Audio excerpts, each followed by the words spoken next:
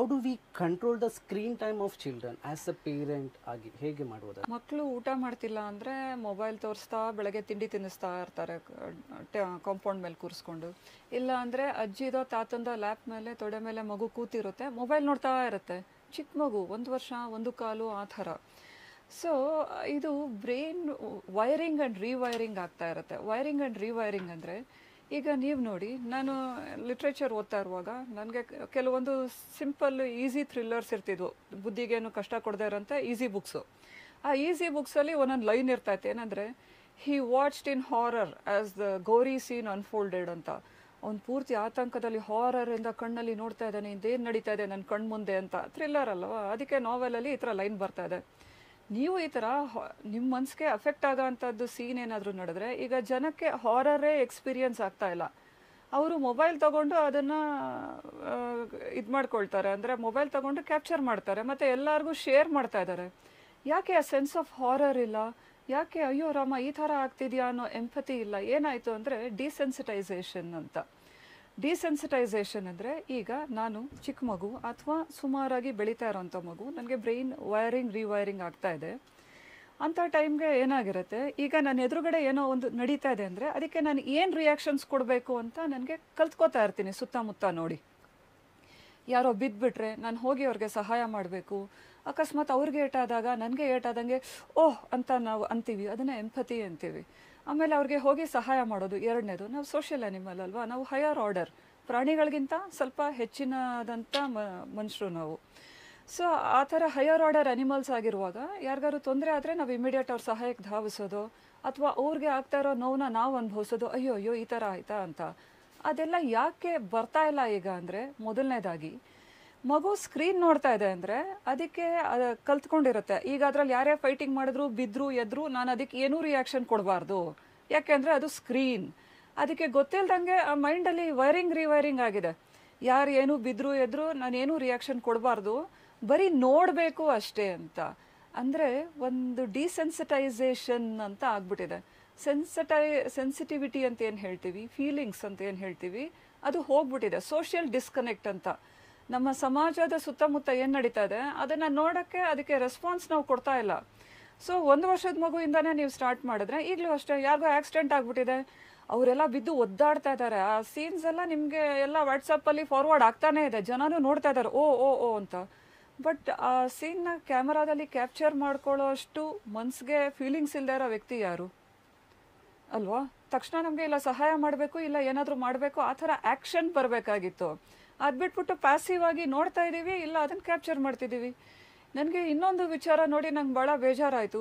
ಈ ಮುಂಬೈ ಸೈಡಲ್ಲಿ ಒಬ್ಬ ಮನುಷ್ಯ ಬ್ರಾಡ್ ಡೇ ಲೈಟಲ್ಲಿ ಮರಕ್ಕೆ ಹೋಗಿ ಸೂಸೈಡ್ ಮಾಡ್ಕೊಳ್ತಾ ಇದ್ದಾನೆ.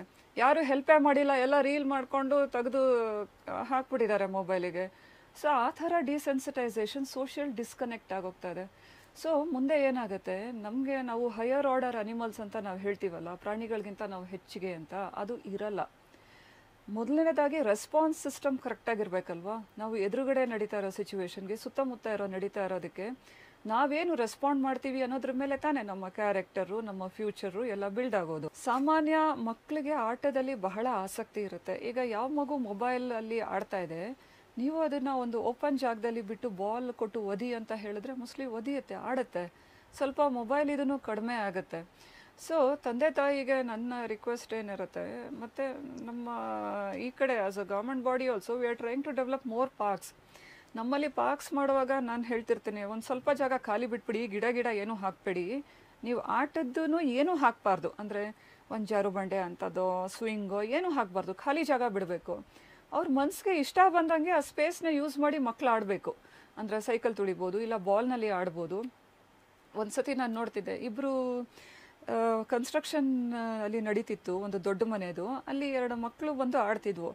ಅವ್ರಿಗೆ ಆಟದ್ದು ಏನೂ ಬೇಕಿಲ್ಲ. ಒಂದು ಮಗು ನೀಲ್ ಮಾಡ್ಕೋತಾ ಇದೆ, ಇನ್ನೊಂದು ಮಗು ಅವನ ಮೇಲೆ ಜಂಪ್ ಮಾಡಿ ನೆಕ್ಸ್ಟು ಈ ಕಡೆಗೆ ಬಂದಮೇಲೆ ಇನ್ನೊಂದು ಮಗು ಮತ್ತೆ ಅವನ ಬಗ್ಗಾದ್ಮೇಲೆ ಅವನ ಮೇಲೆ ಜಂಪ್ ಮಾಡ್ಕೊಂಡು ಬರ್ತಿದ್ದ.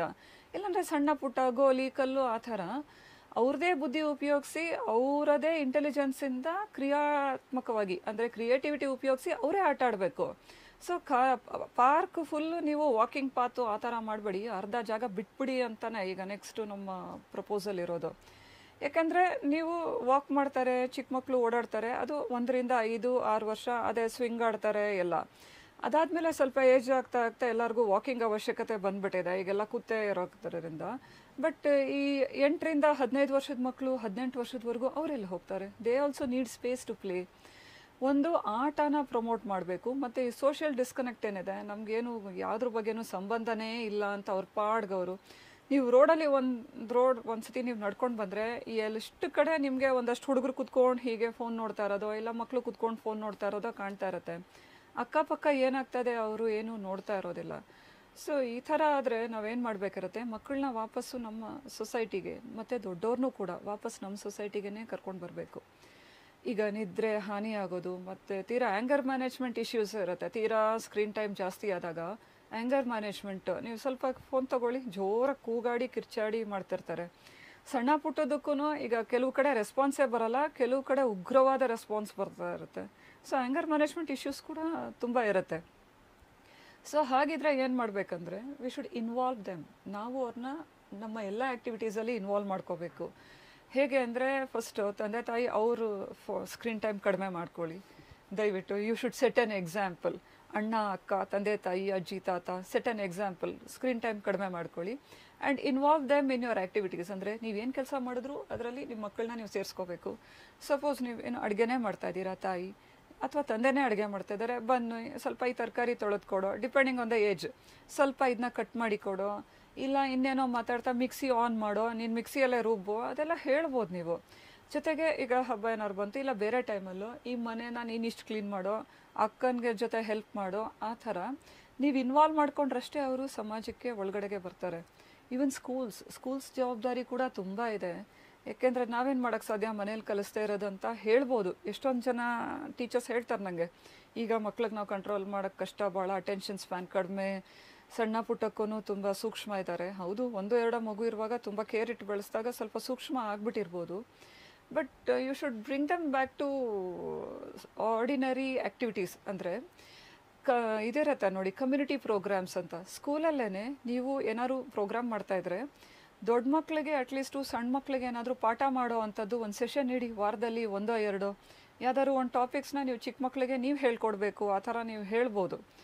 ಎರಡನೇದು, ಸ್ಕೂಲಲ್ಲಿ ಗಿಡ ಬೆಳೆಸೋ ಅಂಥದ್ದು ಪ್ಲೇಸ್ ಇದ್ದರೆ, ಅಥವಾ ಏನಾದರೂ ಸ್ಕೂಲ್ಗೆ ಸರ್ವಿಸ್ ರಿಲೇಟೆಡ್ ಆ್ಯಕ್ಟಿವಿಟೀಸ್ ಮಾಡಿಸ್ಬಹುದು. ಯಾವುದಾದ್ರೂ ಓಲ್ಡ್ ಏಜ್ ಹೋಮ್ಗೆ ಕರ್ಕೊಂಡೋಗಿ ಒಂದು ಹಾಫ್ ಎ ಡೇ ಅವ್ರಿಗೆ ಎಲ್ಲ ವಯಸ್ಸಾದವ್ರಿಗೆ ಹೆಲ್ಪ್ ಮಾಡೋ ಅಂಥದ್ದು ಕಲಿಸ್ಬೋದು. ಸೊ ಆ ಥರ ಎಲ್ಲ ಮಾಡಿದ್ರೆ ಮನೆಯಲ್ಲೂ ವಯಸ್ಸಾದ ಅಜ್ಜಿ ತಾತ ಅವ್ರಿಗೆ ಒಂದು ರೆಸ್ಪೆಕ್ಟ್ಫುಲ್ಲಾಗಿ ನಡ್ಕೊಳ್ಳೋದು, ಅವ್ರದ್ದು ಕೆಲಸ ಮಾಡಿಕೊಡೋದು, ಅವ್ರಿಗೆ ಒಬಿಡಿಯೆಂಟಾಗಿ ಇರೋವಂಥದ್ದು, ಮತ್ತು ತಂದೆ ತಾಯಿಗೆ ಕರೆಕ್ಟಾಗಿ ರೆಸಿಪ್ರೊಕೇಟ್ ಮಾಡೋದು. ಮತ್ತು ಸೋಷಿಯಲ್ ಫಂಕ್ಷನ್ಸು ಏನಿರುತ್ತೆ, ಈಗ ಸುಮಾರು ನೀವು ಎಲ್ಲರೂ ಸೋಷಿಯಲ್ ಇವೆಂಟ್ಸ್ಗೆ ಮಕ್ಳಿಗೆ ಕರೆದ್ರೆ ಬರೋದಿಲ್ಲ, ಅವ್ರನ್ನು I don't want to come ಅಂತ. ಆ ಟೈಮ್ ಉಳ್ಕೊಂಡ್ರೆ ಅದನ್ನೇ ಏನಕ್ಕಾದ್ರೂ ಸ್ಕ್ರೀನ್ಗೆ ಯೂಸ್ ಮಾಡಬಹುದು ಅನ್ನೋದು ಎಷ್ಟೊಂದು ಮಕ್ಕಳದು ಐಡಿಯಾ ಇರುತ್ತೆ. ಸೊ ಅದೇನಂದರೆ, ಸ್ಕ್ರೀನ್ ಟೈಮ್ ಜಾಸ್ತಿ ಆಗ್ತಾ ಬೇರೆದ್ರ ಮೇಲೆ ಟೈಮ್ ಕಡಿಮೆ. ಊಟಕ್ಕೆ ಗಮನ ಇರೋಲ್ಲ, ಫೋನ್ ನೋಡೇ ತಿಂತಿರ್ತಾರೆ. ನಿದ್ದೆಗೆ ಟೈಮ್ ಕಡಿಮೆ, ಓದೋದಕ್ಕೆ ಟೈಮ್ ಕಡಿಮೆ, ಆಟಕ್ಕೆ ಟೈಮ್ ಕಡಿಮೆ, ಆ ಥರ ಬೇರೆ ಎಲ್ಲದಕ್ಕೂ ಟೈಮ್ ರೆಡ್ಯೂಸ್ ಆಗಿ ಒಂದು ಕಡೆಗೆ ಬಂದು ಸೇರ್ತಾ ಇದೆ. ಸೊ ಅಷ್ಟೊಂದು ಟೈಮು ಎನರ್ಜಿ ಒಂದ್ರ ಮೇಲೆ ಫೋಕಸ್ ಆದಾಗ ಅದರಿಂದ ಏನಾದರೂ ಒಳ್ಳೆ ಔಟ್ಪುಟ್ ಬರ್ಬೇಕು ತಾನೆ, ಬರ್ತಾ ಇಲ್ಲ. ಹೇಗೆ ಅಂದರೆ ಡಂಪಿಂಗ್ ಡೌನ್ ಆಗ್ತಾ ಇದೆ, ಸೋಷಿಯಲ್ ಡಿಸ್ಕನೆಕ್ಟ್ ಆಗ್ತಾ ಇದೆ, ಕಣ್ಣು ಹಾಳಾಗ್ತಾ ಇದೆ. ಆಮೇಲೆ ಫಿಸಿಕಲ್ ಮೂಮೆಂಟ್ಸ್ ಕಡಿಮೆ ಆಗಿ ಹೆಲ್ತ್, ಆರೋಗ್ಯ, ಫಿಟ್ನೆಸ್ಸು, ಮಕ್ಕಳಲ್ಲಿ ಇರಬೇಕಾದಂಥ ಫಿಟ್ನೆಸ್ ಮುಂದೆ ಇವರೇ ತಾನೇ ದೊಡ್ಡವರಾಗೋದು. ಮತ್ತು ದೊಡ್ಡವ್ರಿಗೂ ಕೂಡ ಮಸಲ್ಸ್ ಏನು ಅಷ್ಟು ಒಳ್ಳೆ ಸ್ಟ್ರಾಂಗ್ ಆಗಿ ಎಲ್ಲ ಇರೋದು ಕಾಣ್ತಿಲ್ಲ. ಅವರು ಯಾವಾಗಲೂ ಹೀಗೆ ಬಗ್ಸಿ ಫೋನೇ ನೋಡ್ತಾ ಇದ್ರೆ ಅದೇ ಥರನೇ ಇರುತ್ತಲ್ಲ. ಫಿಸಿಕಲ್ ಫಿಟ್ನೆಸ್ ಕೂಡ ಕಡಿಮೆ ಆಗ್ತಾ ಇರುತ್ತೆ. ಸೊ ಯಾವಾಗಲೂ ಒಂದು ಏನು ಸಮಾಜದಿಂದ ದೂರ ಹೋಗಿ ಎಲ್ಲರೂ ಒಂದೇ ಒಂದು ಡಿವೈಸ್ ಒಳಗಡೆ ಇರ್ತಾರೆ, ಸ್ಕ್ರೀನು, ಲ್ಯಾಪ್ಟಾಪು, ಮೊಬೈಲು. ಅದು ಬಿಟ್ಟು ಎಲ್ಲರ ಜೊತೆಗೆ ಅವರೂ ಬಂದು ಎಲ್ಲರೂ ಒಟ್ಟಿಗೆ ಸೇರೋ ಅಂಥ ಈವೆಂಟ್ಸ್ ಮಾಡೋ ಅಂಥದ್ದು ಭಾಳ ಉತ್ತಮ. ಮತ್ತು ಮನೇಲಿ ಎಲ್ಲರಿಗೂ ಜವಾಬ್ದಾರಿ ಹಂಚಬೇಕು. ಅಷ್ಟೇ ಅಲ್ಲದೆ ಸಮಾಜದ ಜವಾಬ್ದಾರಿನೂ ಎಲ್ಲರಿಗೂ ಸ್ವಲ್ಪ ಹಂಚೋಕ್ಕಾದರೆ ಇನ್ನೂ ಒಳ್ಳೆಯದು.